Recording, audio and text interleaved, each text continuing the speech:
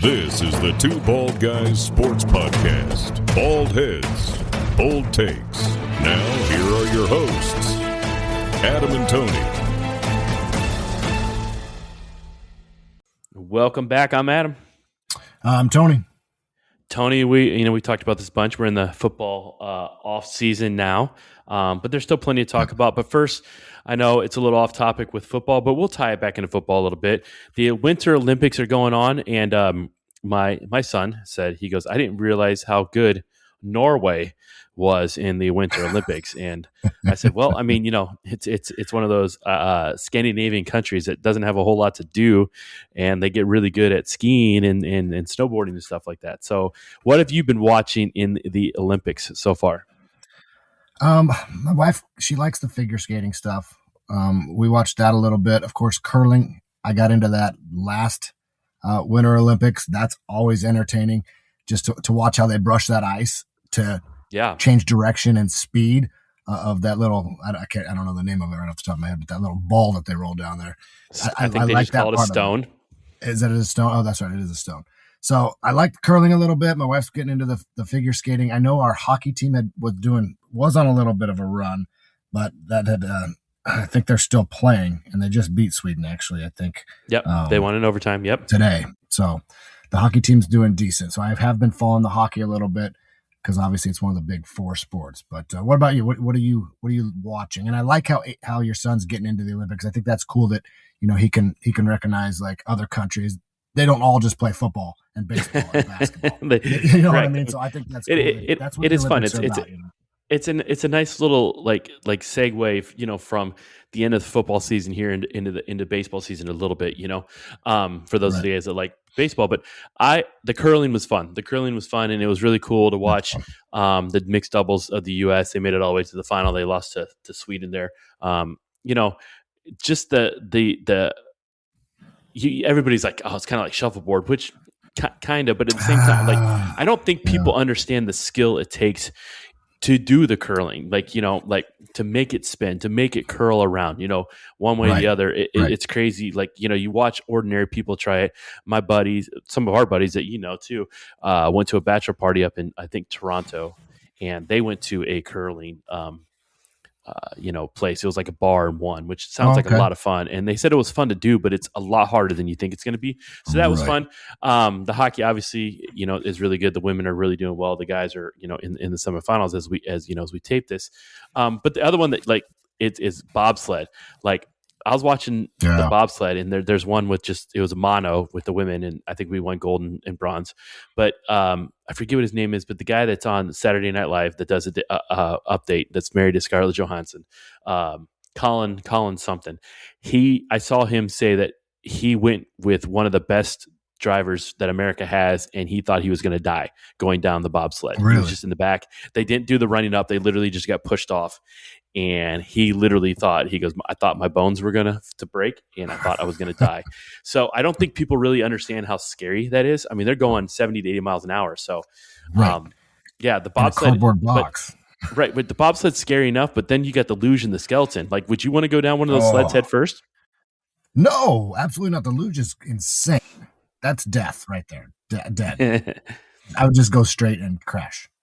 Right. It's crazy. Yeah, so you got that, but it's just fun. It's fun to see that the teams battle for the countries and some of these teams, especially in the hockey. The guys are playing against each other all season, getting together for Team USC. Yeah, that's cool. USA.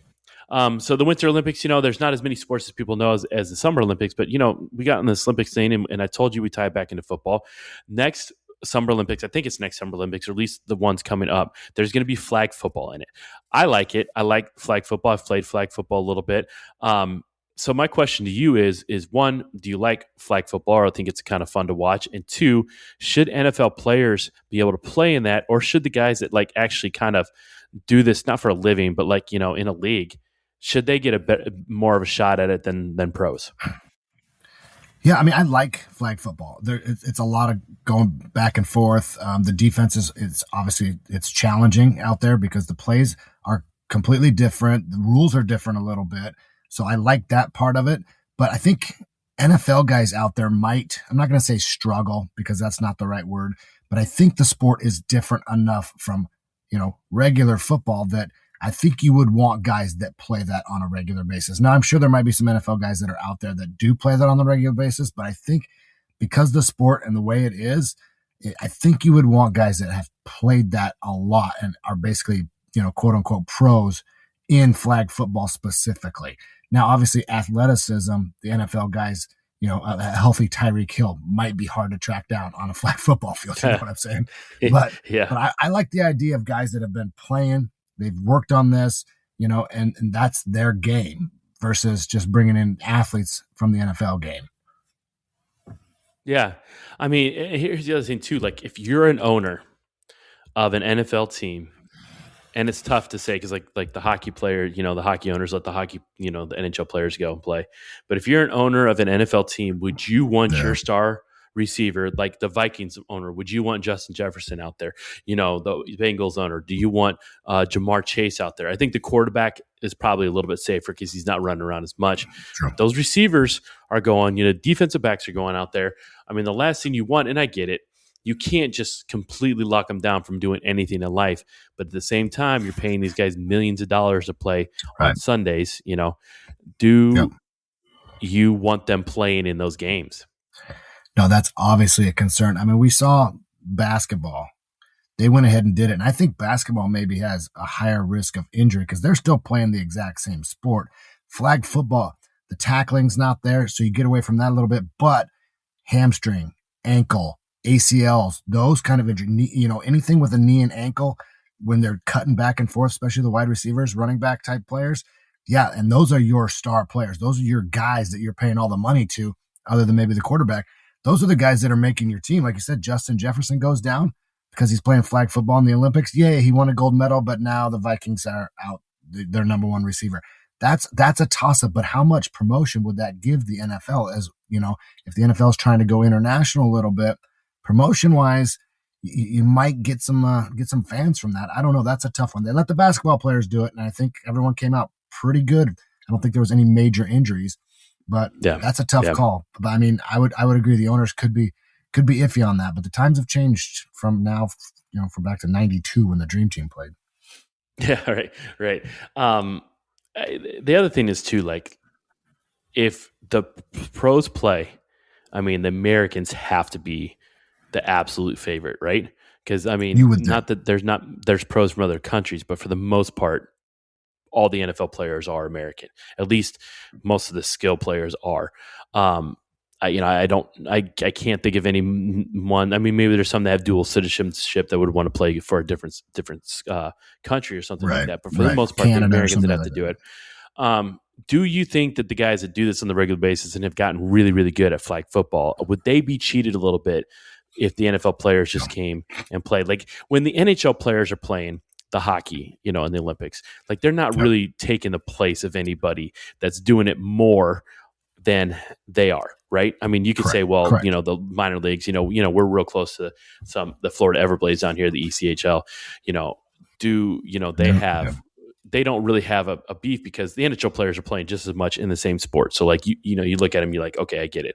But like you said, flag football is just enough different that these NFL players aren't playing it, and then all of a sudden they step in front of these people that have been playing it for a long time. Yeah, if I'm somebody that maybe I played at a lower level college football, but just wasn't quite good enough to make it to the NFL, and now I've picked up flag football on a amateur/professional type level, and I'm still a great athlete, and I'm still young. I'm 25, 26 years old, and I've been doing this for 3 or 4 years, and I'm really good at it. And now you just bring an NFL guy to replace me who's really never played flag football maybe, but because of his athleticism and where he plays and his name, they're trying to build flag football up in the Olympics. You obviously want names that would help. But you're right. The guys that have been doing it for a while, this is their chance to maybe play for a gold medal in the Olympics, which to some people, that's a really, really big deal. So, I mean, I don't know. That's a tough one. Do you want the best players out there? Or do you think we could, as the United States, could still dominant without our NFL guys out there? I mean, I think probably the other countries are hoping we don't pull NFL players down because, True, like you said, I mean, let's be honest. In Justin Jefferson, Jamar Chase, healthy Tyreek Hill, all those receivers, the quarterbacks, Pat Mahomes, Joe Burrow, Josh Allen, any of those quarterbacks, they're all Americans. So they're all going to be playing for the USA.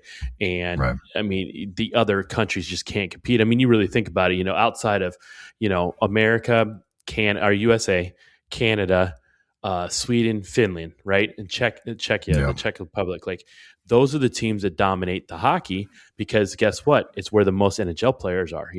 Germany had a few and they were okay, but Italy really struggled. I think France was in there. They really struggled. Latvia, all good players. Don't get me wrong. They would all just whoop our butts and probably could compete at a high level, but they're just not NHL players. So, you got them where they just can't compete. I think it would get to the point with flag football because it is a shorter field, so you can combat the speed a little bit, but not completely. And they're still world-class athletes that do it for a living. So I don't know. It's an interesting topic. I think it's cool. I recently played flag football at the high school against the seniors, and it's easier than regular football, but it's not as easy as people think it is. And grabbing those flags are tough. Yeah, grabbing the flags isn't. I've watched my son try and do it too, and grabbing the flags can be tough. But it'll be interesting to see what happens. I think that comes up, like I said, in the next Summer Olympics. But it's just the Olympics. I like how they do it every 2 years now with the world the winter and then the summer. It really brings some hopefully a little bit of nationality to the places, and they root for the country, and then they got the World Cup coming up, football, outside everywhere but the United States. So it's kind of a cool time here in sports lately. But I mean, it's different, but it's fun to watch. Yeah, and I think they're trying to bring some sort of football, like Americanized type football, to the Olympics because basketball's there, baseball's there, and hockey's there. So, you out of your big four, football's kind of the one that gets left out. And I understand why, because the game of football just doesn't really translate into this short period of time that the Olympics goes on. So flag football is basically your only option at that point to put some sort of Americanized football on the big, worldwide stage like that. Because you can't put the NFL game or even the college game into it. It doesn't work for this period of time. So I understand what they're doing, trying to get it out there because you want the big four sports represented in the Olympics, I think.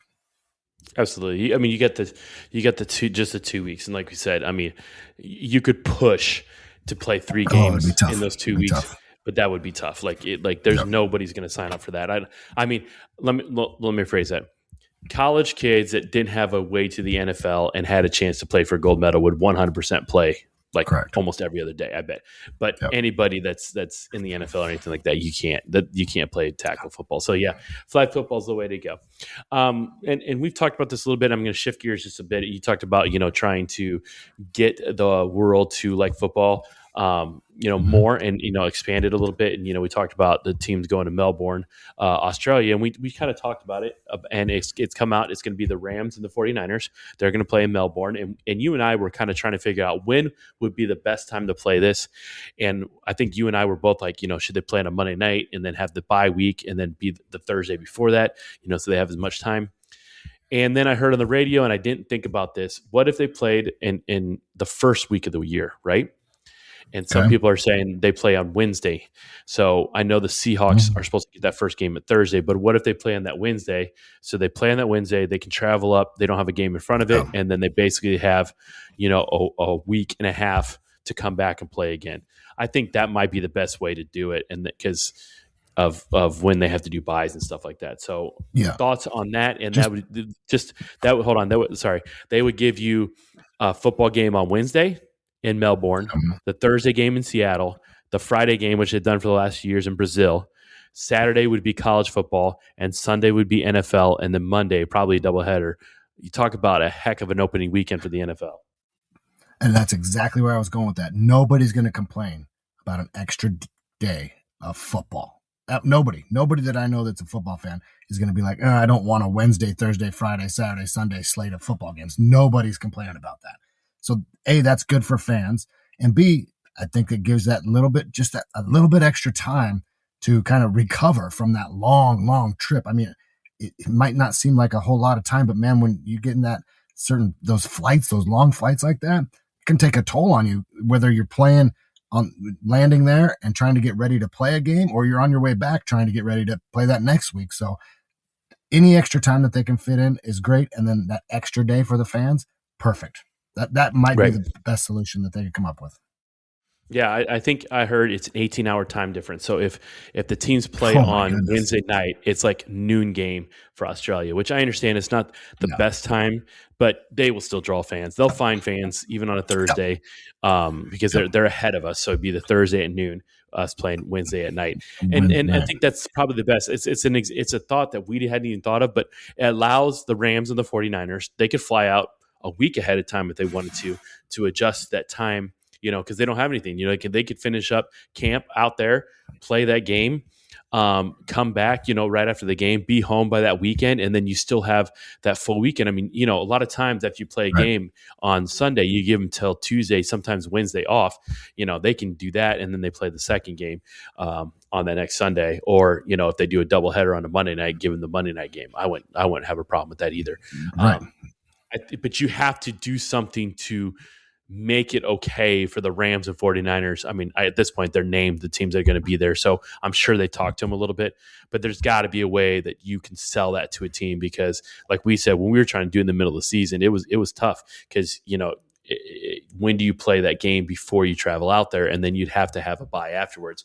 And this kind of gets them that way playing it before. And like you said, I think the only one that would complain is the Seahawks not being able to open the season with the first game, but at the same time, they still get their night. They get their night by themselves, and nobody's going to complain about more football, right? Absolutely not. Nobody's complaining about more football, and you don't want this to turn into like two bad football games because of the teams being so worn out from the travel. You want to have one really quality game and hope that they have enough time to recover for that next week's game as well, or work a bye in there, something like that. So I think you want two teams that are healthy and rested based on that travel time to put on a good performance in Australia, and then obviously when they come back here, they're ready to go when they get back here as well. But yeah, football that many days of the week, why not? Right. I mean, we talk about these other countries they played in. Brazil and Mexico are either Mountain West or Pacific.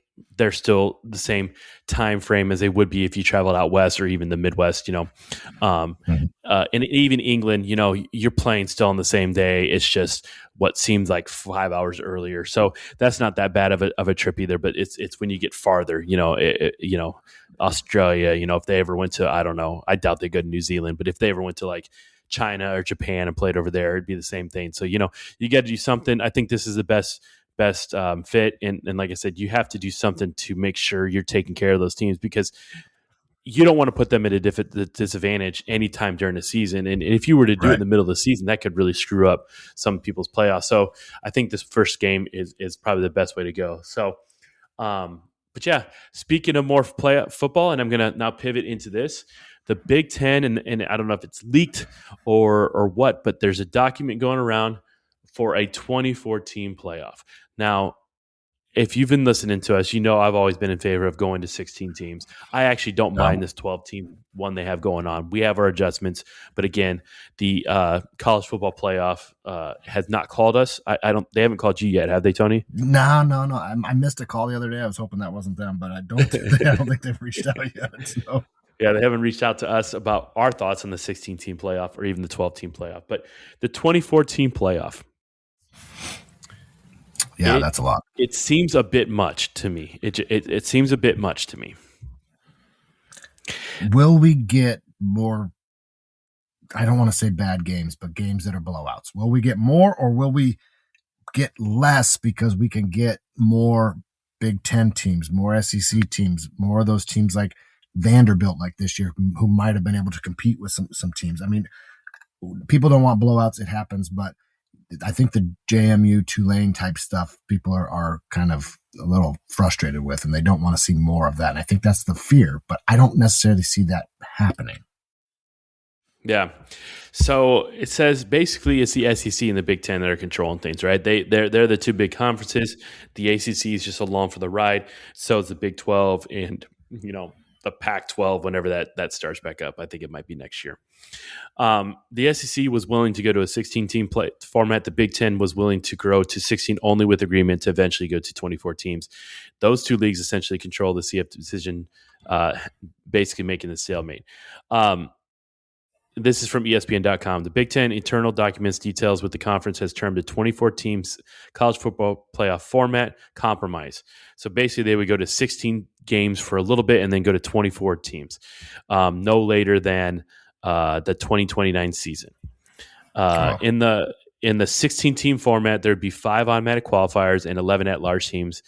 The top 2 teams that would get buys in the opening games would be 16 versus 13 and 14 versus 15 would be played on the second weekend in December, likely sliding around the Army-Navy game. They said. So basically, if they went to 16 teams, it wouldn't just be 8 first-round games. It would be almost like playing games to get into the top. I guess what would that be? There's 2 teams get eliminated. There's 4 teams. 12. I don't know. 12 games. Yeah, we get back down to 12, and then only 2 teams get a bye. But what I do like is the second round games would be on campus, and the 4 quarterfinals and the semifinals would be the bowl games. So supposedly it's supposed to give you more on campus locations, which we would love. 100%. And then the 24-team format would consist of the 23 best teams at one spot for the group of 6. So at least one team from the group of 6. Obviously, there could be more if they're inside the top 23, which this year there would have been. But if they go to this, would the committee or would pollsters, I guess it's a committee, be reluctant to rank those group of 6 teams higher? Right. Well, that's the concern now. So they get an automatic, in right now. At least one of them does. We saw 2 get in this year because of a freak occurrence in the ACC. So I think you might be right. They're going to be a little bit hesitant to start ranking the JMUs, the Tulanes, teams like that much higher because of the new format. Because people are going to want to see, like Texas maybe had a complaint that they could have been in this year. They thought they had a complaint anyway. Like Notre Dame had a complaint. Like those teams are going to start getting in once you start expanding it, not more Tulanes and JMUs. Right. So if they go to 24, the proposed document has the top 8 teams would receive buys. There'd be 8 first-round games on campus and then an extra week of home games with the 8 second-round games also being on campus. So Perfect. This, again, would allow every team that got a bye would play at home, which is what we've argued with the 12, I think I'm not saying the teams with buys would have won last year. I'm talking about the first year of this when Ohio State went to Oregon and beat them. Penn State went to Georgia and beat them, I think. Notre Dame went on the road and won, and somebody else went on the road. Indiana is the only team that has been a higher seed that has a head bye that's won in the 2 years. So they're 1-7 in those games. This would allow those teams to play at home, and I think that's a huge advantage. If you get a bye, why should you not play at home, right? Yeah, no, we've argued that for a couple of years now. Like, you earned a bye, you should earn the home field advantage. Like that's the whole point of it. You shouldn't earn a bye and then have to go play in the Rose Bowl in California if you're, an East Coast team. That doesn't make any sense. Give them the bye. Right. We've broke this down logistically too. It can work just fine, and they're gonna do it probably, but they're gonna expand the playoffs before when they do it. So whatever gets those more home games, more on campus games is what we're looking for. All right. So with this, there's always somebody that puts out what it would look like this year, right? So in this past year, in the 2025 into 26 season, Indiana won the national championship, beating Miami in the finals. This is what it would look like. The buys. So number 1 would have been Indiana, 2 would have been Ohio State, 3 Georgia, 4 Texas Tech, 5 Oregon, 6 Ole Miss, 7 Texas A&M, and 8 Oklahoma. All 8 of those teams would have gotten the bye and a home game in the second round. Nice. So, you would have liked that because Oklahoma would have been at home. Absolutely. Indiana Indiana would have got the winner of USC and Arizona. Arizona would have snuck in, so would have USC. So those are two new teams, obviously. I think Indiana's a huge favorite in either one of those games. Oklahoma would have got Alabama or James Madison. So that lines up to basically the same game Oklahoma had to start the year. I mean, to start the playoffs, where they looked great, and then they decided to just stop playing football. Oregon would have got BYU and Houston. Both those teams have been new. BYU obviously lost out because of losing in their conference championship, which, by the way, this 2014 playoff would eliminate conference championship games. That's the at least the proposal. That's the trade-off. Okay. And then on the left side of the bracket still, it would be Texas Tech would get the winner of Texas Tulane. Ooh, that would be juicy. Texas Tech and Texas in the second round. That could be interesting. So in the left side there, we got USC, Arizona. I would give the edge to USC, so we'd get an Indiana-USC matchup. We'd probably get an Oklahoma-Alabama matchup. BYU playing Houston, probably an Oregon-BYU matchup. And then Texas Tech-Texas matchup. Texas. Okay. Yeah, I think Texas would win that game, right? I think Texas could beat Texas Tech. The way they were playing at the end of the year and the way Texas Tech looked against Oregon, I think Texas wins that. Yeah, I think Oregon would be a big favorite over BYU. Oklahoma and Alabama obviously would be a flip them. Yeah. And Indiana would be a huge favorite of USC. So I think if that happened, our quarterfinals would probably be Oregon, Texas, and this is just on one side of the bracket, and Indiana. Just because they beat them, I'd say Indiana, Bama again, right?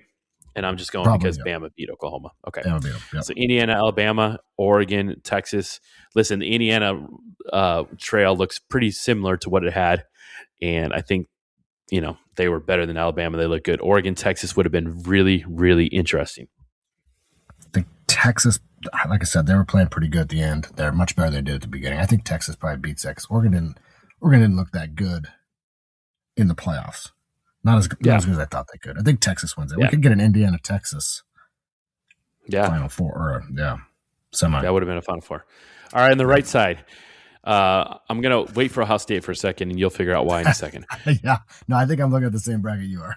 Okay, so Georgia would get the winner of Vanderbilt, Virginia.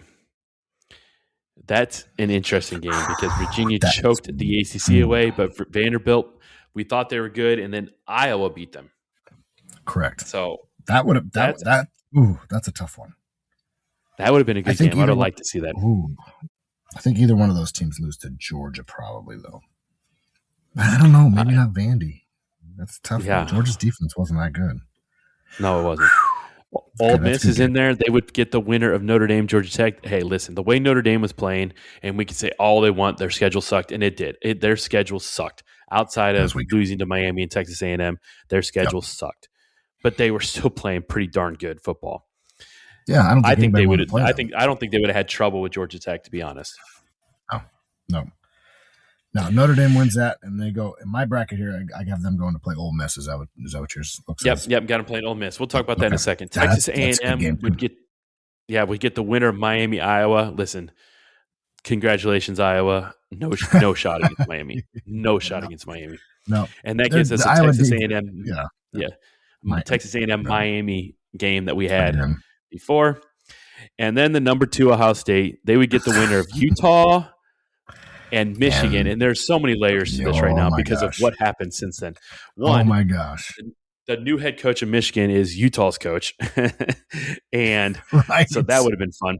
I mean, obviously, it's not at the time because Whittingham is still probably at Utah if this would have happened. Correct.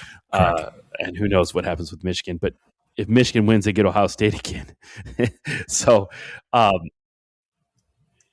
listen, I think in that situation, Michigan does beat Utah. I think Michigan was good enough to beat Utah. They weren't good enough to beat Ohio State this year. They could have kept it close. They weren't good enough. Ohio State would have beat them again, I think. And then Miami, Texas A&M, I think we saw that. Miami. Yeah. We saw that when Miami. The Georgia Vanderbilt would have been interesting, but I think that leans towards Georgia. The Ole Miss Notre Dame game would have been fun. It would have been fun. That's the difference maker right there.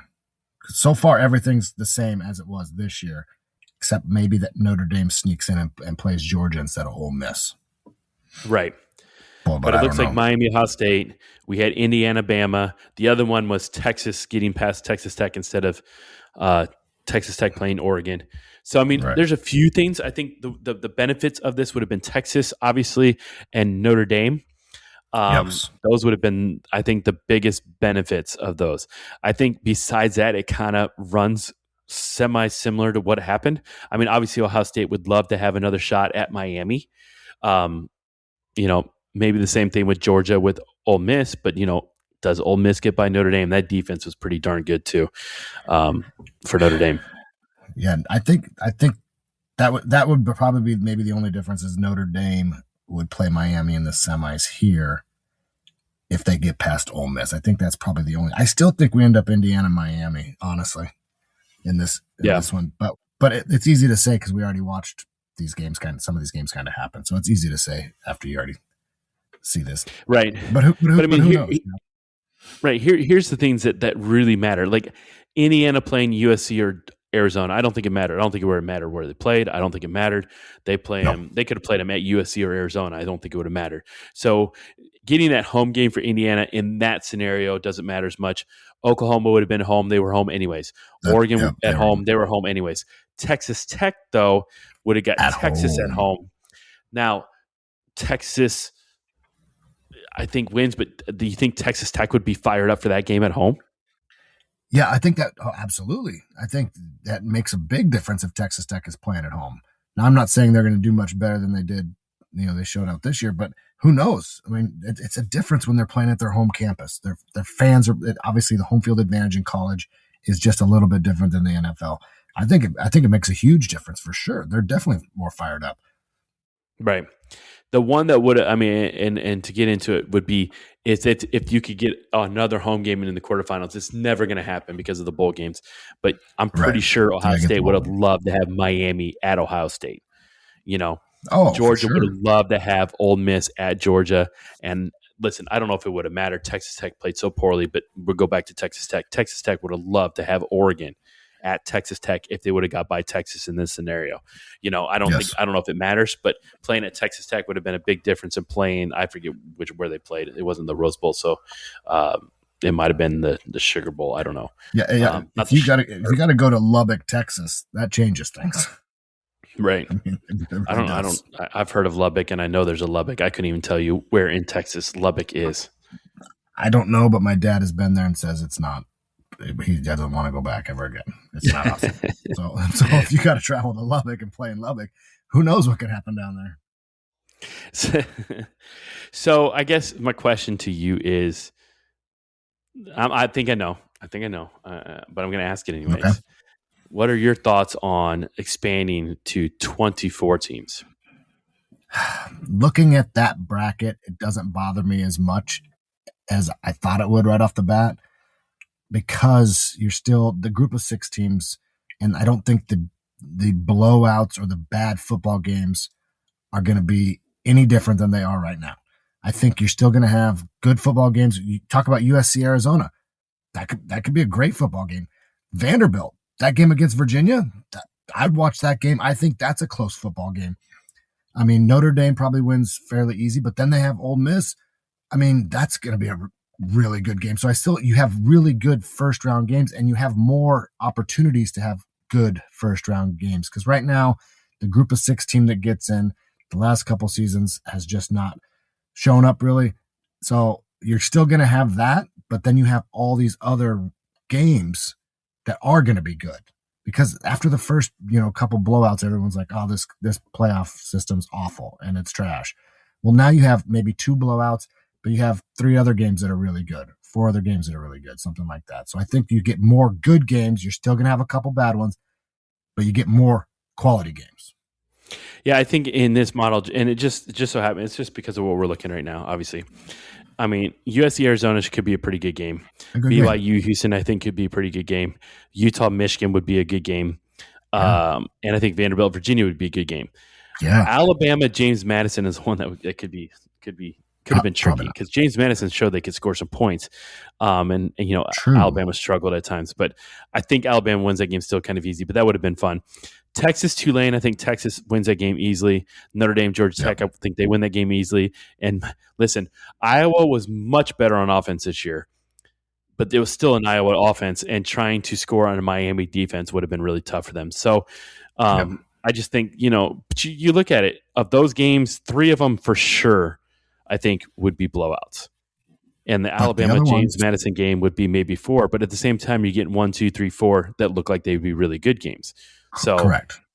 And then it's given the opportunity, like you said, of having a Notre Dame Ole Miss game, a Vanderbilt Georgia game, Miami Texas A&M we saw again, a Michigan Ohio State game again. Listen, Ohio State was much better, but it's still a rivalry game. And then Alabama Oklahoma we saw again, but Texas Tech. I mean, correct. At first thought, you're like 24, way too many. But if there was a bracket like this every year, similar-ish to this, I think you got to be okay with it. I mean, the one game in the quarterfinals that really looks like it could be a blowout would be Indiana versus USC Arizona. But the thing is, they're the number 1 seed, so they should kind of have an opportunity to do that, right? Correct. They're probably going to blow out somebody eventually because they are the number 1. They're the number 1 team in the nation for a reason, and they're undefeated. And they would have blown out USC or Arizona. That's fine. They blew almost everybody out, so you're going to have that. I still would love to see them just do what the NFL does. And the worst, like if James Madison upset Alabama, they're the 24th seed. They go play Indiana. Like right.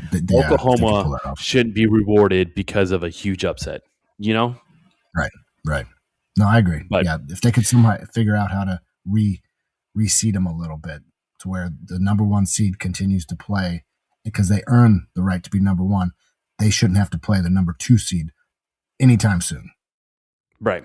But, I mean, it like I said, it's a little bit better. A couple things. One, if you can't make it in the top basically 23 teams, if you're a Power 5 school, then I think you really have no complaint. You really don't. Because correct. At that point, we've seen how some of these teams are ranked. I think Michigan had 4. I think Michigan actually only had 3 losses. Iowa had 4. Losses. Georgia Tech had a handful of losses. Like, if you can't be in the top 23, if you're like, man, we should have made it, but we were ranked 24, I don't think you had that argument. Notre Dame, Texas, I think had legitimate arguments this year. I think Vanderbilt's argument was a little, paper, because they showed up a little bit. But Notre Dame and Texas absolutely had a little bit of argument. And I think BYU did a little bit because they got penalized for being in the conference championship game. Outside of that, nobody really had an argument to get in to the top 12. That was 3 teams. If you can't get into the top 23, then really at that point you should be like, yeah, you're right. We didn't do enough. Right. You think they're going to push a 16-team playoff first or jump right to 24? Because, 16 has been thrown around every once in a while.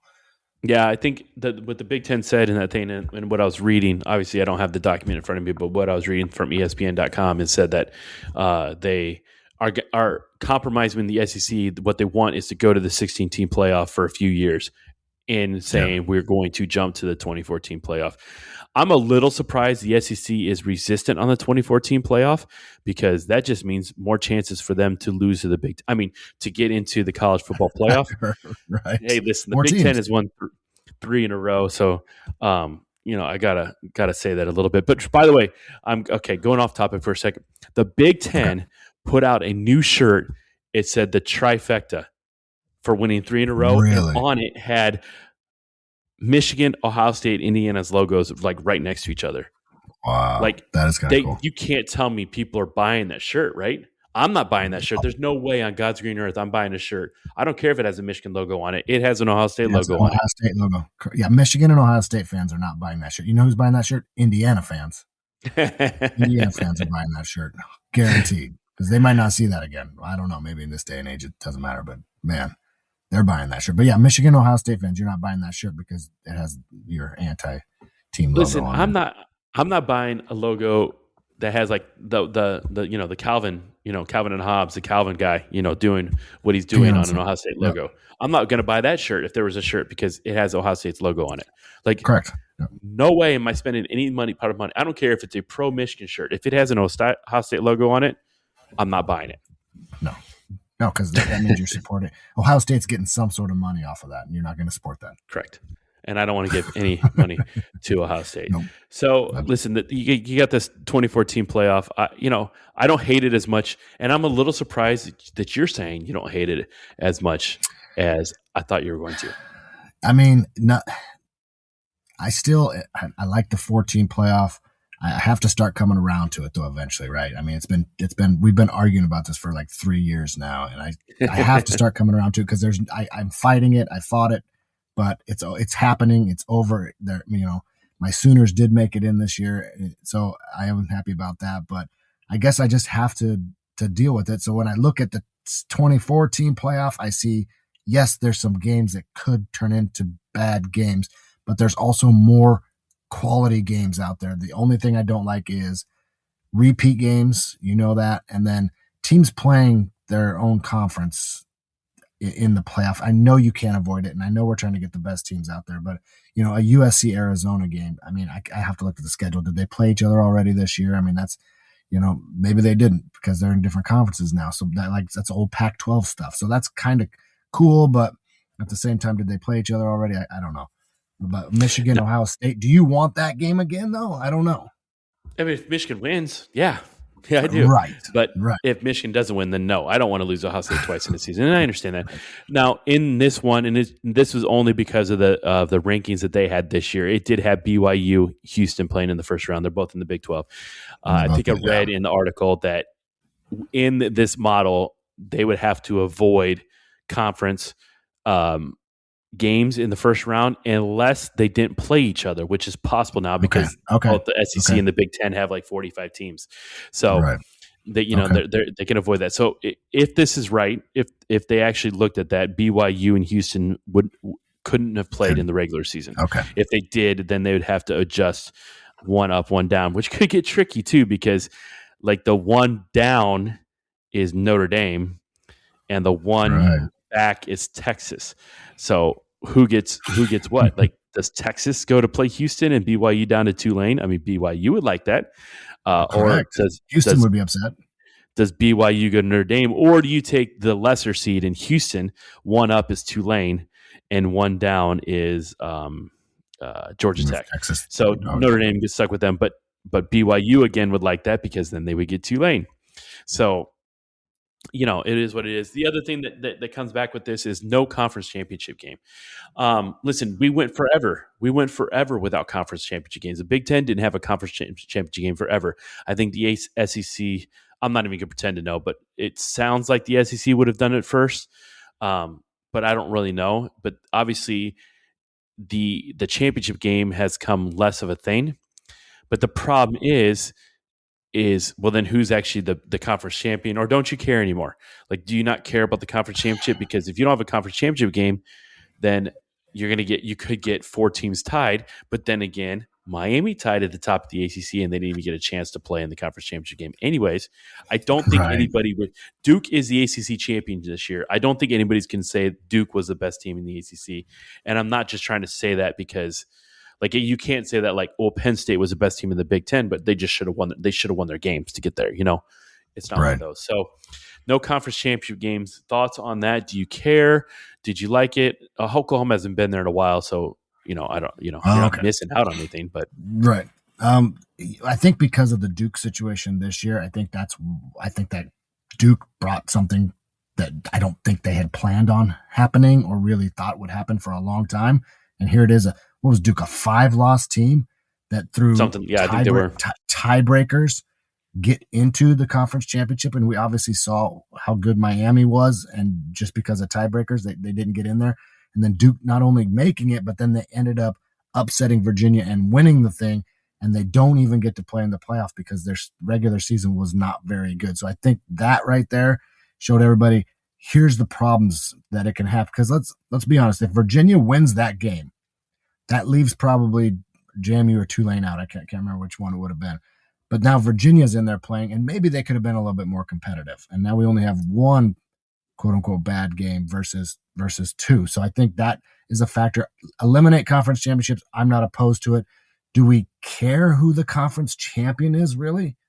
I mean, is that really a thing? I mean, we can just kind of say, okay, yeah, you won the SEC this year. I think old school traditional guys, might like it by old school tradition. I mean, guys, the last 25 years or so, because I don't remember back in the 80s, I think, the conferences had less teams, so it was easy. When you had the Big Eight, you actually had 8 teams in there, so it was kind of easy to figure out who won the conference. You didn't have to have a game for it. So I don't hate it. I don't care. I don't care that much about the conference championship games, but some people are. Yeah, I think some people are going to, and it's fun. Like, it was a fun experience when I went out to it. When Michigan played Iowa, it was fun. I mean, it's kind of for bragging rights a little bit. The bigger thing though too is it's especially if you go to a 24-team playoff, it's just an extra game. I mean, you're going to get teams that won't want to play in it. Because right, exactly. You even got some that have said they would have rather not played in it and played in the first round and had to play an extra game in the playoffs than playing that, because it's some of those teams, and it's legitimate, like especially like Oregon. Oregon this year played James Madison. James Madison gave him a little bit of fight. For the most part, Oregon had that game in hand. They got to play a game they really probably weren't going to lose, while Texas Tech sat around for, I don't know what it was, 20 days or something without playing a game. Yeah. You can't say it wasn't an advantage for Oregon to play in that game. So, correct. If they're going to devalue it like that, and then even then too, like if basically I'm not saying BYU would have been ranked in the same spot had they not played in the conference championship game. But basically, BYU didn't make the playoffs because of the conference championship game. Now, as it turns out, they probably weren't good enough. They probably didn't have a huge argument. But truthfully, they were ranked high enough for it, lost their conference championship game, and got penalized for it. Whereas the year before, SMU almost did, but they made it in. So if that's going to be the problem, then get rid of it. Crown a champion, or really what you'll have to do is it's just going to be a shared title. I mean, heck, they kind of do it in college basketball, except they have the conference championship game. But, regular season seems to be a bigger deal for them, but they have shared titles. You end up with the same record, you share title. Michigan's 9-1 in the Big Ten, 8-1 in the Big Ten. Ohio State's 8-1 in the Big Ten. They share the Big Ten title. I think that's probably where they got to go to it. So, yeah. Well, the basketball conference tournament gives those teams that, maybe struggled through the regular season. Maybe they had injuries and now they're healthy. Now they're playing better. Their chemistry's better, and they can make a run, and their record alone's not going to get them into the tournament, but they can win that conference that tournament, and they get into the dance. I think that's a little bit different than football, but I see what you're saying. Yeah, absolutely. I mean, those teams definitely get in there. And you know what? Those guys playing and getting a tournament style experience, hopefully going into what they hope is the NCAA tournament, helps them. So I think the basketball helps teams more than it does. I know some teams that know they're getting in the tournament for sure are okay, maybe losing a little bit early in that thing, but still it gives you that tournament thing, whereas the conference title game in football doesn't really give you that. So just a lot of things to consider. I think we're going to go to a 24-team playoff. It's just a matter of when. But I hope whatever they get to here soon is what they have, and they don't try and tweak it after everything. It's you and I have been coaches forever. It's like, something goes wrong and you want to tweak it right away. Well, maybe it went wrong because there was just something just a little off, or it was in this case, a bad year or a bad day for a kid. And you're like, you know what? We need to let it simmer a little bit before we be reactionary about it. So whatever they come to here in the next few years, I hope is what they stick with. Yeah. Eventually we have to get to a final resting place where this is how it's going to be. Just deal with it. There's always going to be somebody complaining, but this is it. These are the rules. This is how you get in. This is how you win a national title. Done. Yep. Done. Yep. Hey, it's the off season for football, Tony, and we just rattled off about 50 minutes worth of stuff there for you. So who says there's nothing to talk about in the off season, right? Exactly. There's always stuff to talk about. There's always stuff to talk about. So we'll come back next week. There'll be more stuff to talk about. We'll find a list. We'll argue about something, or surprisingly, maybe we'll agree. Tony's on board with the bigger playoff. Who knew? Who knew it would come to this? Surprise. So we'll come back next week, talk some more. Until then, I am Adam. I'm Tony. Thanks for listening. You have been listening to the Two Bald Guys Sports Podcast with Adam and Tony. Don't forget to check out our partnership with Happy Nuts.